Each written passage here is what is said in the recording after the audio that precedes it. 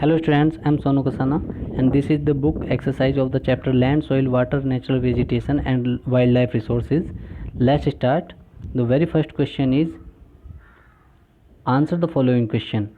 Which are the main climate factors responsible for the formation of soil या for soil formation, है ना.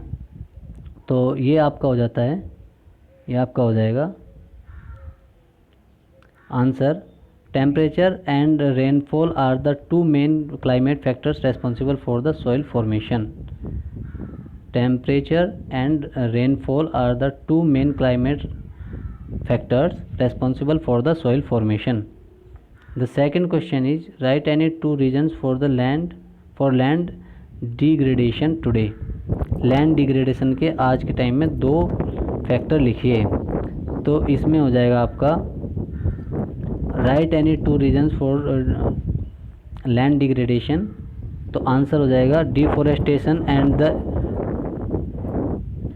indiscriminate use of chemical pesticides and fertilizers in agriculture. Lands are two factors contributing to degradation. First one is deforestation and the discriminate use of chemical pesticides and fertilizers in agriculture. Lands are two factors contributing to land degradation. ठीक है, तो ये दो हो गए इसके. Why is land considered an important resource? तो देखिए, land is considered as an important resource as it provides habitation and to a wide variety of flora and fauna, also used by human beings for various purposes such as agriculture, forestry, mining, building houses and roads, and setting up industries. Okay, the next question is, name any two steps that government has taken to conserve plant and animals. Name any two steps that government has taken to conserve plants and animals. तो answer आपका आ जाएगा two steps that government has taken to conserve plant and animals. Has set up national parks, wildlife sanctuaries and the biosphere reserves are for protecting natural vegetation. Wildlife sanctuaries and biosphere reserves for protecting natural vegetation. चलिए जी,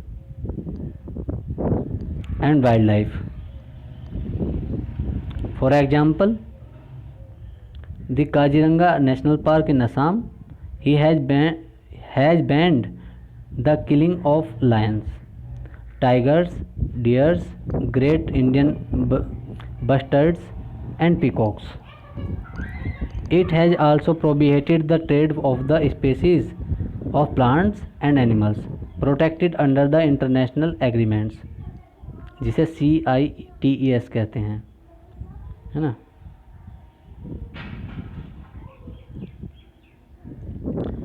number 5th question आ जाएगा आपका.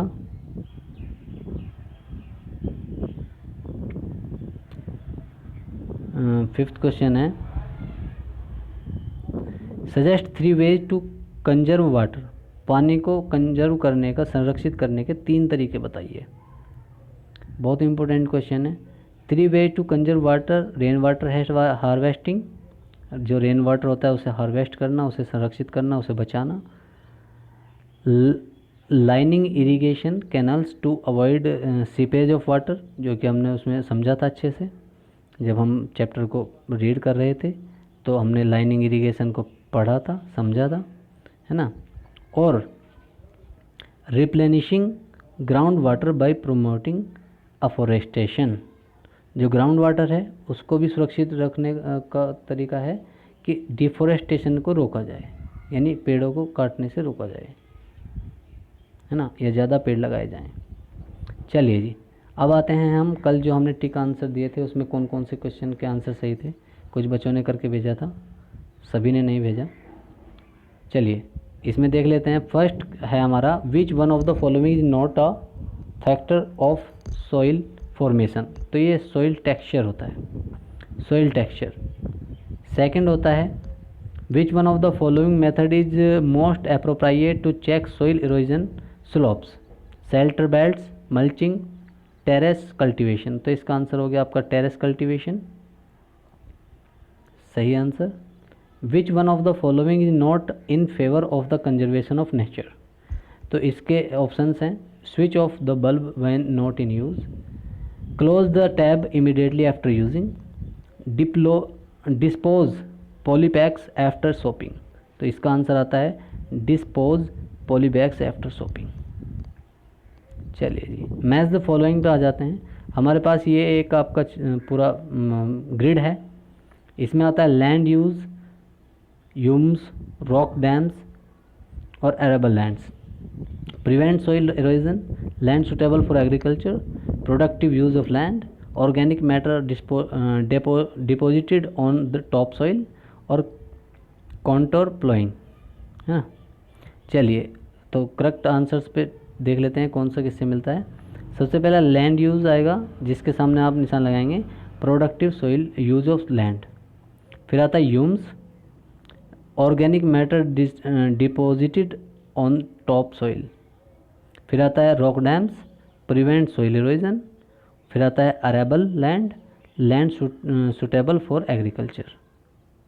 Okay भाई।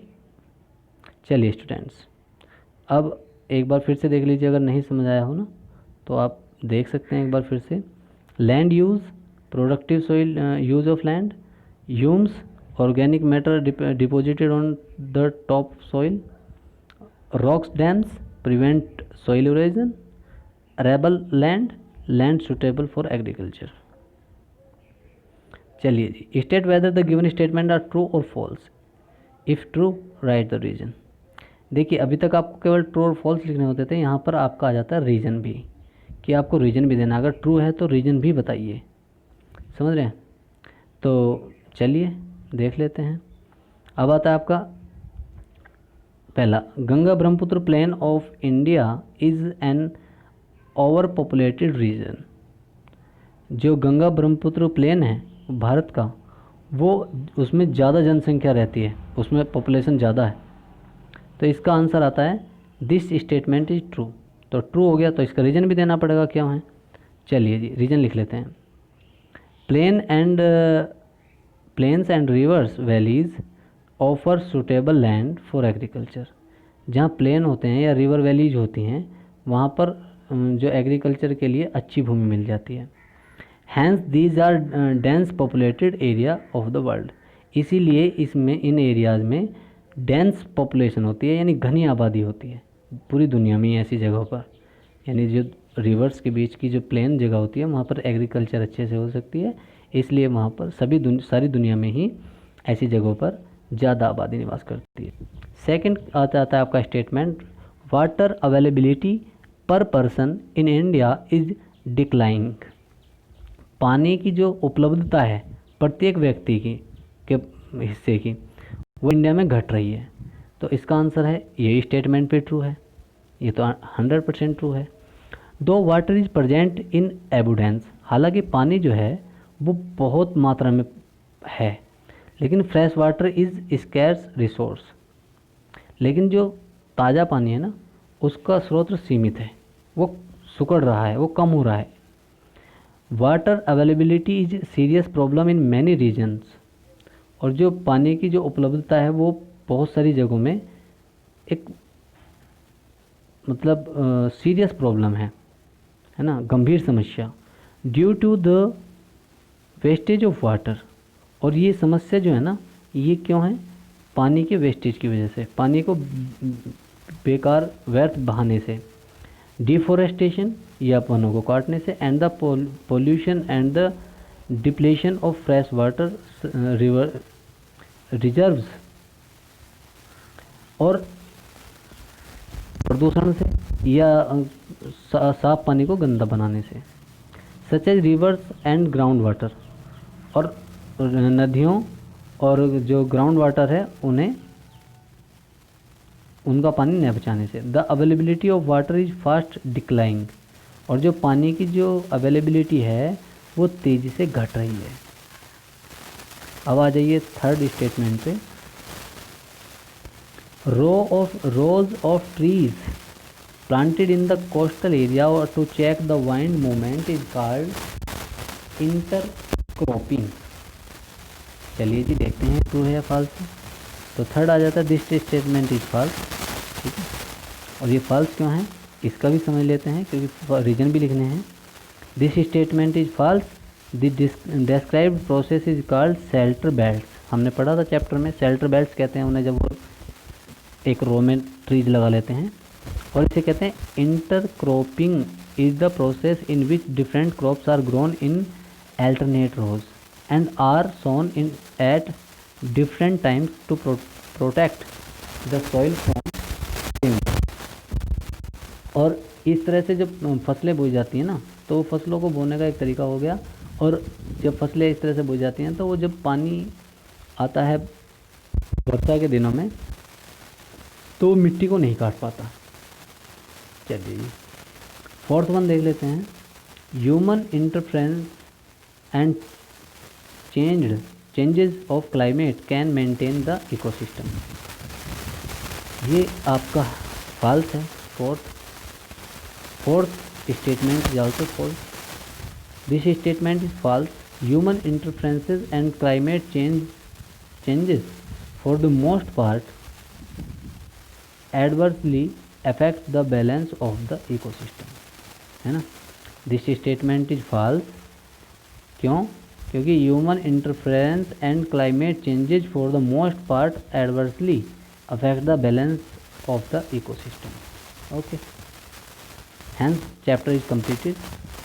और आपको जो book exercise में book explanation chapter explanation में आपको जो क्वेश्चन आंसर कराए हैं वो भी, और ये क्वेश्चन आंसर भी आपको सभी कंप्लीट करके अपनी प्रिपरेशन करनी है टेस्ट की, एग्जामिनेशंस की।